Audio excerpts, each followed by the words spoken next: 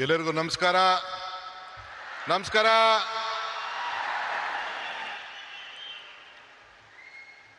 Honorable Prime Minister, the leader of this country, Shri Narendra Modi ji,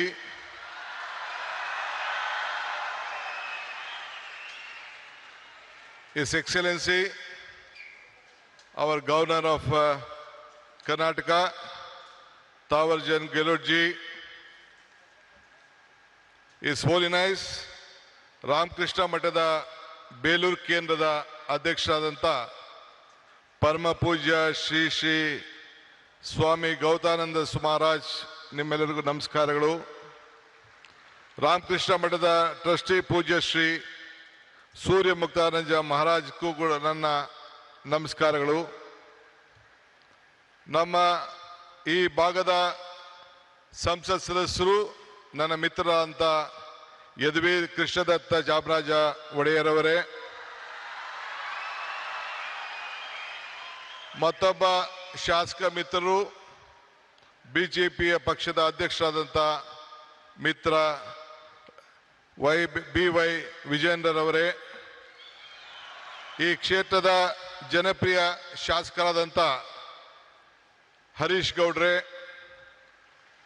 ಮತ್ತು ಮುಖ್ಯವಾಗಿ ಈ ಒಂದು ಪವಿತ್ರವಾದಂಥ ಕಾರ್ಯಕ್ರಮದಲ್ಲಿ ಸಾವಿರಾರು ಸಂಖ್ಯೆಯಲ್ಲಿ ರಾಮಕೃಷ್ಣ ಪರಮಹಂಸರು, ವಿವೇಕಾನಂದರವರು ಮತ್ತು ತಾಯಿ ಅವರೆಲ್ಲ ಅನುಯಾಯಿಗಳಾಗಿ ಒಂದು ಭಕ್ತಿಪೂರ್ವವಾಗಿ ಸೇರಿದಂಥ ಎಲ್ಲ ನನ್ನ ಬಂಧು ಭಗಿನಿಯರೇ, ಇದೊಂದು ದೊಡ್ಡ ಐತಿಹಾಸಿಕವಾದಂಥ ಕಾರ್ಯಕ್ರಮ. ಯುವ ಶಕ್ತಿ, ಯುವ ಆಲೋಚನೆ, ಯುವ ಚಿಂತನೆ, ಇದೇ ವಿವೇಕಾನಂದರ ಚಿಂತನೆ. ನಾನು ಕೂಡ ನನ್ನ ಬದುಕಿನಲ್ಲಿ ಇದನ್ನು ಅಳವಡಿಸ್ಕೊಳ್ಬೇಕು ಅಂಥೇಳಿ ಬಹಳ ಚಿಕ್ಕ ವಯಸ್ಸಿನಲ್ಲಿ ಪ್ರಯತ್ನವನ್ನು ನಾನು ಮಾಡ್ತಾ ಇದ್ದೇನೆ. ಈ ಹೊಸ ಚಿಂತನೆ ಒಂದು ಬದಲಾವಣೆಯ ಒಂದು ಆರಂಭ. ಇವತ್ತು ಯುವಕರ ಕನಸು ದೇಶದ ಕನಸಾಗಿದೆ. ನಾವು ಇಬ್ಬರು ಯುವಕರನ್ನು ನಾವು ಗಮನಿಸಿದ್ದೇವೆ. ನಮ್ಮ ಯುವಕರು, ವಿದ್ಯಾರ್ಥಿಗಳು ಇಡೀ ರಾಷ್ಟ್ರಕ್ಕೆ ಏನು ಸ್ವಾಮಿ ವಿವೇಕಾನಂದವರು ಕೊಟ್ಟ ಆದೇಶವನ್ನ ನನ್ನ ಯುವಕರು ನಮ್ಮೆಲ್ಲರೂ ಕೂಡ ಒಂದು ಸಂದೇಶವನ್ನು ಕೊಟ್ಟಿದ್ದಾರೆ. ಎಲ್ಲ ರಾಮಕೃಷ್ಣ ವಿದ್ಯಾಶಾಲೆ ಎಲ್ಲ ನನ್ನ ಯುವಕ ವಿದ್ಯಾರ್ಥಿಗಳಿಗೆ ನನ್ನ ಸಾಷ್ಟಾಂಗ ನಮಸ್ಕಾರಗಳನ್ನು ಅರ್ಪಿಸಲಿಕ್ಕೆ ನಾನು ಬಯಸ್ತಾ ಇದ್ದೇನೆ. ಇದು ನಮ್ಮ ಸರ್ಕಾರದ ಆಲೋಚನೆ ಕೂಡ ವಿವೇಕಾನಂದರ ಆಲೋಚನೆಯನ್ನ ಹಮ್ಮಿಕೊಂಡಿದ್ದೇನೆ. ಯುಗ ನವಯುಗ, ಇದೇ ನಮ್ಮ ದೊಡ್ಡ ಘೋಷಣೆ ಅಂತ ಹೇಳಲಿಕ್ಕೆ ನನಗೆ ಬಹಳ ಸಂತೋಷ ಆಗ್ತದೆ. ಇವತ್ತು ನಾವೆಲ್ಲ ಸೇರಿ ಒಂದು ಟೀಮ್ ಕರ್ನಾಟಕ ಆಗಿ ಕರ್ನಾಟಕದ ಅಭಿವೃದ್ಧಿಗೆ ಇಡೀ ವಿಶ್ವ ಕರ್ನಾಟಕವನ್ನ ಗಮನಿಸ್ತಾ ಇದೆ. ಈ ಹಿನ್ನೆಲೆಯಲ್ಲಿ 16,000 ಯುವ ಸಂಘಟನೆಗಳು ಒಟ್ಟಾಗಬೇಕು.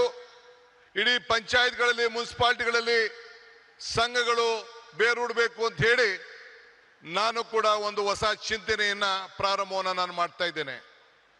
ಹಳ್ಳಿಗಳಲ್ಲಿ, ನಗರಗಳಲ್ಲಿ ನಮ್ಮ ಯುವ ಶಕ್ತಿಯನ್ನು ನಾವು ಸರಿಯಾದ ರೀತಿ ಬಳಸ್ಕೊಂಡು ಸಾಂಸ್ಕೃತಿಕ ಕ್ರೀಡೆ, ನಾಟಕ ಇವೆಲ್ಲ ಕೂಡ ಅಳವಡಿಸ್ಕೊಳ್ಳಿಕ್ಕೆ ಅನೇಕ ಕಾರ್ಯಕ್ರಮಗಳನ್ನು ಇವತ್ತೆಲ್ಲ ನಾವು ರೂಪಿಸ್ಕೊಂಡು ಬಂದಿದ್ದೇವೆ. ಈ ಮೂಲಕ ನಮ್ಮ ಯುವಕರಲ್ಲಿ ಒಂದು ದೈಹಿಕವಾದಂಥ ಶಕ್ತಿಯನ್ನ, ಮಾನಸಿಕವಾದಂಥ ಶಕ್ತಿಯನ್ನ ಇವತ್ತು ನಾವೆಲ್ಲರೂ ಕೂಡ ಕಾಪಾಡಲಿಕ್ಕೆ ನಾವೆಲ್ಲ ಕೂಡ ಬದ್ಧರಾಗಿ ಇವತ್ತು ಕೆಲಸವನ್ನು ಮಾಡಬೇಕಾಗಿದೆ. ಬಂಧುಗಳೇ, ಈಗ ತಾನೇ ನಾವು ಟಿವಿಯಲ್ಲಿ ಚಿತ್ರವನ್ನ ಗಮನಿಸ್ತೋ.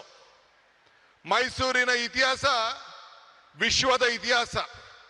ಮೈಸೂರಿನಿಂದ ಇವತ್ತು ಸ್ವಾಮಿ ವಿವೇಕಾನಂದರವರು 1893ರಲ್ಲಿ ಇಲ್ಲಿಂದ ಹೆಜ್ಜೆ ಹಾಕಿ ಆವತ್ತಿನ ಕಾಲದಲ್ಲಿ ಒಡೆಯರು, ಮಹಾರಾಜರು ಏನು ಅವ್ರಿಗೆ ಕೊಟ್ಟಂತ ಪ್ರೋತ್ಸಾಹದಿಂದ ವಿಶ್ವಕ್ಕೆ ಹೋಗಿ ಮೈ ಬ್ರದರ್ಸ್ ಅಂಡ್ ಸಿಸ್ಟರ್ಸ್ ಅಂತ ಏನು ಭಾಷಣವನ್ನ ಮಾಡಿದ್ರು, ಇಡೀ ವಿಶ್ವದ ಗಮನವನ್ನ ಈ ಭೂಮಿಯಿಂದ ಸೆಳೆಯಲಿಕ್ಕೆ ಒಂದು ದೊಡ್ಡ ಶಕ್ತಿಯನ್ನು ಕೊಟ್ಟರು.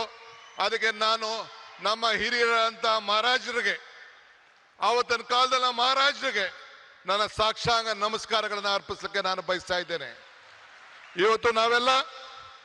ಇವತ್ತು ಇಂಥ ಒಂದು ಐತಿಹಾಸಿಕವಾದಂತಹ ಕಾರ್ಯಕ್ರಮದಲ್ಲಿ ಪಾಲ್ಗೊಂಡಿದ್ದೇವೆ. ಇವತ್ತು ವಿವೇಕಾನಂದರ ಸಾಂಸ್ಕೃತಿಕ ಯುವ ಕೇಂದ್ರವನ್ನ ನಮ್ಮ ರಾಮಕೃಷ್ಣ ಮಹಾಸಂಸ್ಥೆಯ ನಮ್ಮ ಪೂಜ್ಯರೆಲ್ಲ ಕೂಡ ಇವತ್ತು ಅಳವಡಿಸಿದ್ದಾರೆ. ಇದು ಅವರ ವೈಯಕ್ತಿಕವಾದಂತಹ ಆಶ್ರಮದ ಆಸ್ತಿಯಲ್ಲ, ಇದು ಇಡೀ ದೇಶದ ಆಸ್ತಿ. ಈ ದೇಶದ ಯುವಕರನ್ನ ಯಾವ ದಿಟ್ಟಿನಲ್ಲಿ ತೆಗೆದುಕೊಂಡು ಹೋಗ್ಬೇಕು ಅಂತೇಳಿ ಒಂದು ಕಾರ್ಯಕ್ರಮವನ್ನು ಇವತ್ತು ರೂಪಿಸಿದ್ದಾರೆ.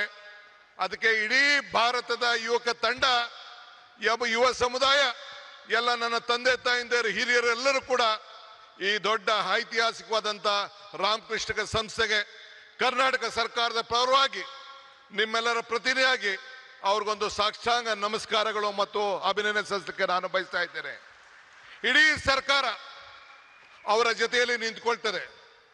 ನಾನು ಈ ಸಂದರ್ಭದಲ್ಲಿ ಒಂದು ಮಾತನ್ನು ನನಗೆ ನೆನೆಸ್ಕೊಳ್ಳಿಕ್ಕೆ ನನಗೆ ಇಚ್ಛೆ ಪಡ್ತೇನೆ.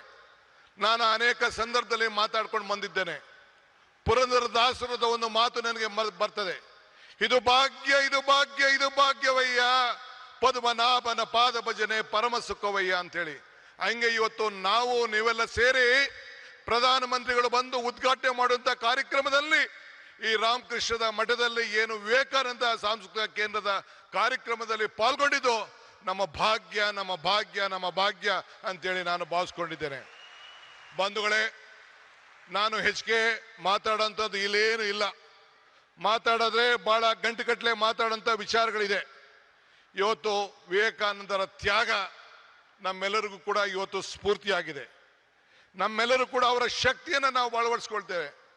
ಇವತ್ತು today I am very proud, my honourable prime minister is here for this great event. This is a historic event of this country. This is not the historic event of Mysore. This is the historic event of the youth movement of this country. I remember the saying of Swami Vivekananda. He said, be bold-hearted when you are defeated. Be large-hearted when you are victorious. Today, my Prime Minister is here. I am requesting him on behalf of the government of Karnataka and all of you, you should be very bold-hearted to help us, help Karnataka, save Karnataka, because the entire world is looking at India and Karnataka through Karnataka and Bangalore. So I request you, once I remember our Honorable Prime Minister, Mr. Atal Bihari Vajpayee, had come to Bangalore for the laying the foundation of the airport. He said, there was a time when the world leaders used to come to Delhi, then they used to come to Calcutta, Mumbai, Chennai, Hyderabad, or different part of the country. Now the situation has changed. This is when Mr. S.M. Krishna, a student of this institution, was the chief minister. He said that Mr. S.M. Krishna was the chief minister. Then he laid the foundation, Atal Bihari Vajpayee laid the foundation of the international airport. Then Mr. Vajpayee said, the situation has come. The world leaders are first coming to Karnataka and Bangalore, then they are coming to Delhi. This is the strength of this great people. Our people are the culture. Sir, Prime Minister, sir, you see the weather, you see the culture.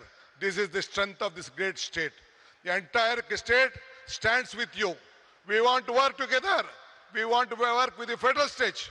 I appeal to you. Let us all work together. This is great. This is the Sankalpa Bhumi.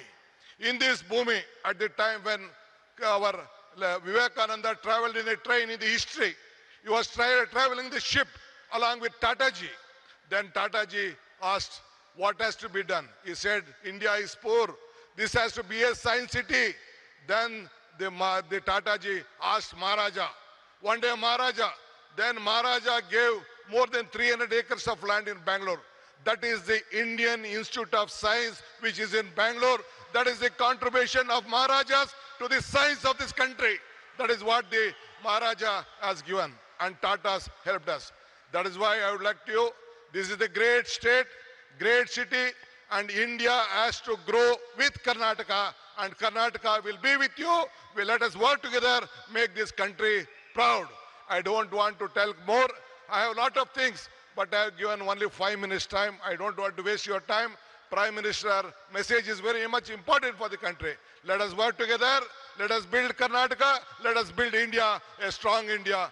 Jai Hind, Jai Bharat, Jai Vivekananda, Jai Ram Krishna, Jai Mata. ಎಲ್ಲರಿಗೂ ನಮಸ್ಕಾರ.